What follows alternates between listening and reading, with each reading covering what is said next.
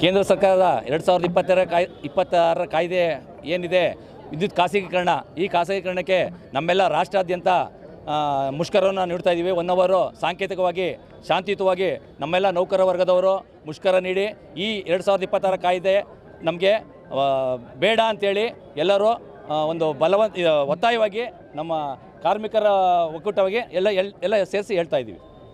ಇದು ತಿದ್ದುಪಡಿ ಕಾಯ್ದೆಯಿಂದ ಏನೇನು ಪ್ರಾಬ್ಲಮ್ ಆಗುತ್ತೆ ಸರ್ ನೌಕರರಿಗೆ? ಈ ಕಾಯ್ದೆ ಒಂದರೆ ಪ್ರೈವೇಟೈಸಮ್, ಈಗ ನಮ್ಮಲ್ಲಿ ಮಾಡ್ತಾ ಇರೋ ಎಂಪ್ಲಾಯೀಸ್ಗಳು ಅದು ಬಿಟ್ಟು ಖಾಸಗೀಕರಣಕ್ಕೂ ಕೊಡ್ತಾ ಇದ್ದಾರೆ. ಖಾಸಗಿಯವ್ರಿಗೆ ಮಾಡಿ ನೆಕ್ಸ್ಟ್ ಅವರಿಂದ ಕೆಲಸ ಕಾರ್ಯಗಳು ನಮ್ಮಲ್ಲಿ ತಗೊಳ್ಳೋದು ಭಾರಿ ಕಷ್ಟ ಆಗ್ತದೆ. ಈಗ ಒಂದು ಏನು ಸಂಸ್ಥೆ ಇದೆ, ಒಂದು ನಮ್ಮ ವಿದ್ಯುತ್ ಕ್ಷೇತ್ರ ಒಳ್ಳೆ ಸುಸೂತ್ರ ಆದಾಯದ ನಡೀತಾ ಇದೆ. ಸೊ ಇದನ್ನ ಖಾಸಗೀಕರಣ ಕೊಡಿ, ಇನ್ನೂ ಲಾಭದಾಯಕ ಮಾಡ್ತಾಯಿದ್ದಾರೆ. ನಮ್ಮ ಖಾಸಗೀಕರಣ ಏನಿದ್ರು ಆದಾಯತಕ್ಕಲ್ಲ, ಸಾರ್ವಜನಿಕರ ಸೇವೆಗಾಗಿರೋದು, ಗ್ರಾಹಕರ ಸೇವೆಗಾಗಿರೋದು.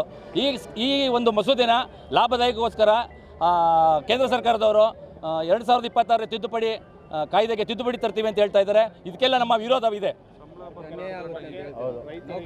ಹೌದು, ನೌಕರಿಗೆ ರೈತ ವರ್ಗದವ್ರಿಗೆ ಎಲ್ಲರಿಗೂ ಈ ಕಾಯ್ದೆ ಸಾರ್ವಜನಿಕ ಅನಾನುಕೂಲ ಆಗ್ತಾ ಇದೆ. ಆ ಕಾರಣದಿಂದ ಈ ಒಂದು 2026 ಕಾಯ್ದೆನ ದಯವಿಟ್ಟು ರದ್ದುಗೊಳಿಸಬೇಕಾಗಿ ನಮ್ಮೆಲ್ಲ ನೌಕರರ ಪರವಾಗಿ ಕೇಳ್ಕೊತಾ ಇದ್ದೀವಿ. ನಮ್ಮ ಹಿರಿಯ ಅಧಿಕಾರ ಆದೇಶ ಮೇರೆಗೆ 1 ಅವರ್ ಶಾಂತಿಯುತವಾಗಿ ಮುಷ್ಕರ ಹಮ್ಮಿಕೊಂಡಿದ್ದೀವಿ. ಖಾಸಗೀಕರಣ ವಿರೋಧ ಮಾಡ್ತಾ ಇದ್ದೀವಿ.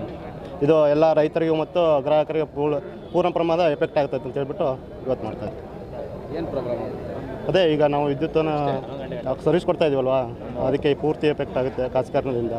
ಮೊದಲು ಉಚಿತವಾಗಿ ಕೊಡ್ತಾ ಇದ್ವಿ, ಈಗ ಕರೆಂಟು ಖಾಸಗೀಕರಣ ಆದರೆ ಅದು ಇನ್ನೂ ತುಂಬ ಎಫೆಕ್ಟ್ ಆಗುತ್ತೆ. ಅವರು ಖಾಸಗೀಕರಣ ಬೇಡ ಅಂತ ಎಲ್ಲ ಇದು ಖಾಸಗೀಕರಣ ಆದರೆ ನಮಗೆಲ್ಲ ಏನು ಬರಬೇಕಾದ ಮೂಲ ಸೌಲಭ್ಯ ಎಲ್ಲ ಬರಲ್ಲ. ಅದಕ್ಕೆ ಈಗ ಖಾಸಗೀಕರಣವನ್ನು ವಿರೋಧ ಮಾಡ್ತಾ ಇದ್ದೀವಿ. ರವಿ ಅಂತ ರೈತರಿಗೆ ಸಬ್ಸಿಡಿ ಎಲ್ಲ ರೈತರಿಗೆಲ್ಲ ಇದು ತುಂಬ ಅನಾನುಕೂಲ ಆಗುತ್ತೆ. ನಮ್ಮ ಮಂಡ್ಯ ವಿಭಾಗ ಹಾಗೂ ಎಲ್ಲ ನೌಕರರ ಮತ್ತು ಅಧಿಕಾರಿಗಳ ಒಕ್ಕೂಟದಿಂದ ಇದನ್ನ ಒಂದು ಸಾಂಕೇತಿಕ ಶಾಂತಿಯುತ ಪ್ರತಿಭಟನೆ ಹಮ್ಮಿಕೊಂಡಿದ್ದೀವಿ. ಇದಕ್ಕೆ ಮುಖ್ಯವಾಗಿ ಕಾರಣ ಏನಂದರೆ 2003 ವಿದ್ಯುತ್ ಕಾಯ್ದೆಗೆ ಕೇಂದ್ರದಿಂದ ತಿದ್ದುಪಡಿ ತರಲಾಗ್ತಾ ಇದ್ದು ಅದರಲ್ಲಿ ಖಾಸಗೀಕರಣಕ್ಕೆ ಅವಕಾಶ ಮಾಡಿಕೊಡ್ತಾ ಇದ್ದಾರೆ. ಇದನ್ನು ವಿರೋಧಿಸಿ ನಮ್ಮ ಸಂಘ ಸಂಸ್ಥೆಗಳ ಒಕ್ಕೂಟದಿಂದ ಕರೆ ನೀಡಲಾಗಿದೆ. ಅದರಿಂದ ನಮ್ಮ ಎಲ್ಲ ಅಧಿಕಾರಿ ನೌಕರರು ಹಾಗೂ ಸಂಸ್ಥೆ, ಗ್ರಾಹಕರು ಮತ್ತು ರೈತರು ಎಲ್ಲರ ಒಂದು ಒಳಿತಿಗಾಗಿ ಈ ದಿನ ನಾವು ಸಾಂಕೇತಿಕ ಪ್ರತಿಭಟನೆ ಹಮ್ಮಿಕೊಂಡಿದ್ದೀವಿ. 11 ಗಂಟೆವರೆಗೆ ಈ ಪ್ರತಿಭಟನೆ ನಡೆಯುತ್ತೆ ಅಂತ ಹೇಳಲಿಕ್ಕೆ ಇಷ್ಟಪಡ್ತೀವಿ. ಇಲ್ಲ, ಕರ್ತವ್ಯ ಬಹಿಷ್ಕಾರ ಅಲ್ಲ, ಇದು ಸಾಂಕೇತಿಕ ಪ್ರತಿಭಟನೆ. ನಂತರ ಎಲ್ಲರೂ ನಾವು ಕರ್ತವ್ಯಕ್ಕೆ ಆಗಿ ನಮ್ಮ ಕರ್ತವ್ಯಗಳನ್ನ ನಿರ್ವಹಿಸ್ತೇವೆ. ಎಚ್ಚರಿಕೆ ಏನಿಲ್ಲ, ಇದು ನಾವು ಎಲ್ಲರೂ ಒಗ್ಗಟ್ಟಿದೆ, ಇದು ರಾಷ್ಟ್ರವ್ಯಾಪ್ತಿ ಮುಷ್ಕರ. ಹಾಗಾಗಿ ನಾವೆಲ್ಲ ನಮ್ಮ ಹಿತಾಸಕ್ತಿ ಹಾಗೂ ಸಾರ್ವಜನಿಕರ ಹಿತಾಸಕ್ತಿಯನ್ನು ಪರಿಗಣಿಸಿ ಈ ಉದ್ದೇಶಿತ ತಿದ್ದುಪಡಿ ಕಾಯ್ದೆಯನ್ನು ಕೈ ಬಿಡಬೇಕಾಗಿ ನಾವು ಕೋರ್ತಾ ಇದ್ದೀವಿ. ಈ ವಿದ್ಯುತ್ ಶಕ್ತಿ ತಿದ್ದುಪಡಿಯಿಂದ ಮೂಲತಃ ಏನು ಪ್ರಸರಣ ಜಾಲ ಮತ್ತು ವಿತರಣಾ ಜಾಲ ಎರಡೂ ಖಾಸಗೀಕರಣಗೊಳ್ತದೆ. ಇದರಿಂದ ಸಾರ್ವಜನಿಕರಿಗೆ, ಗ್ರಾಹಕರಿಗೆ ನೇರವಾಗಿ ಪರಿಣಾಮ ಬೀರ್ತದೆ.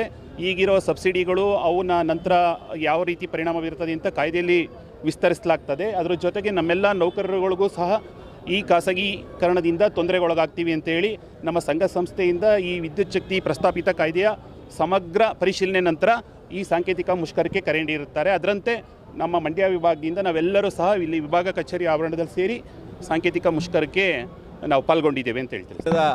1 ಗಂಟೆಯ ಮುಷ್ಕರವನ್ನು ಹಮ್ಮಿಕೊಂಡಿದ್ವಿ. ಎಲ್ಲ ಒಕ್ಕೂಟದಿಂದ ಈ ಖಾಸಗೀಕರಣ ವಿರುದ್ಧ ಭಾಳ ಮಾರ್ಕ್ ಆಗಿದೆ. ಅದರಲ್ಲೂ ಈ ಎಂಪ್ಲಾಯೀಸ್ಗೆ ಏನು ನಮಗೆ ತೊಂದರೆ ಆಗುತ್ತೆ ಅಂದರೆ ಹಂತವಾಗಿ ನಮಗೆ ಈ VRS ತೊಗೊಳ್ಳೋದಾಗಲಿ, ಗೋಲ್ಡನ್ ಶೇಕ್ ಹ್ಯಾಂಡ್ ಆಗಲಿ, ಈ ಥರದ್ದೆಲ್ಲ ಪ್ರಸ್ತಾಪಗಳು ಬರುತ್ತೆ. ಸೊ ಈ ಏನು 2023 ಕಾಯ್ದೆ ಅಮೆಂಡ್ಮೆಂಟ್ ಮಾಡಿ 2026 ಅವರು ಏನು ಪ್ರಸ್ತಾಪಿತ ಕಾಯ್ದೆ ತರ್ತಾ ಇದ್ದಾರೋ ಅದಕ್ಕೆ ನಮ್ಮದು ವಿರೋಧ ಇದೆ. ಅದಕ್ಕೆ ಎಲ್ಲರೂ ಒಕ್ಕೂಟದಿಂದ ಒಮ್ಮತವಾಗಿ ವಿರೋಧ ಮಾಡ್ತಾ ಇದ್ದೀವಿ. ಕರ್ನಾಟಕ ನ್ಯೂಸ್ ಡಿಜಿಟಲ್ ಚಾನಲನ್ನು ಈಗಲೇ ಸಬ್ಸ್ಕ್ರೈಬ್ ಮಾಡಿ. ಧನ್ಯವಾದಗಳು.